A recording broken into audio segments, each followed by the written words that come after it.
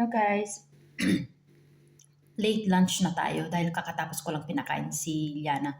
Then after that, patutulugin ko na. So, ulam tayo ng boiled potatoes tsaka yung mayonnaise tas yung grill na karne. Medyo rush na pang lunch ko na to dahil kailangan ako ni Liana. Dahil kailangan nasa tabi niya lang ako. So, ayan. Dahil taglamig, uso ngayon ng influenza. So, sana lang na si Liana, ay si Camila, medyo inuubo-ubo na rin siya.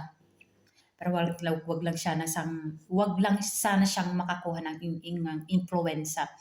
Dahil pag elementary na talaga, marami na silang assignments. Pero sana lang, para hindi siya malate para wala siyang mamiss sa school niya. So, yan. Then, kay Liana naman, medyo humupa-hupa na yung lagnat niya. So, yung ubo lang niya